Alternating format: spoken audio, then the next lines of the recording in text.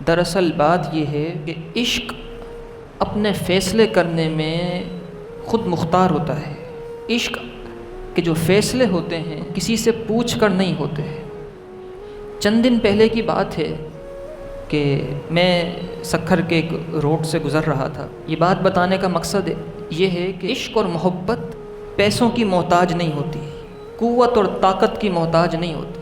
یعنی جہاں محبت ہو وہاں مادی تمام عناصر نیچے رہ جاتے ہیں، بس محبت اور عشق سب سے بلند و بالا ہوتا ہے۔ ایک شاہراہ سے ایک روڈ سے گزر رہا تھا تو وہاں ایک ریڑھی والا جا رہا تھا، ایک ریڑھی والے بھائی گزر رہے تھے۔ آپ نے دیکھا ہوگا کچھ لوگ ریڑھی پہ سموسے بیچتے ہیں، وہ گھر کے بنے ہوئے سموسے جو ہوتے ہیں، تو انہوں نے ریڑھی پر ایک چھوٹا سا کارڈ لگایا ہوا تھا، اس پر گنبد خضرا بنا تھا۔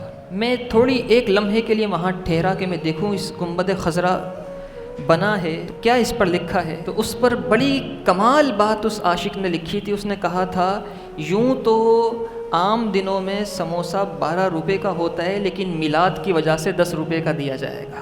وہ پورے شہر میں گھوم رہا ہے اور اس طریقے سے حضور کا میلاد منا رہا ہے۔ گرمی اور دھوپ میں گھومنے والا آدمی جو پورا شہر گھومتا ہے، حضور کا میلاد اپنے طریقے سے منا رہا ہے، اور حضور کی جانب سے کرم نوازی ہوتی ہوگی۔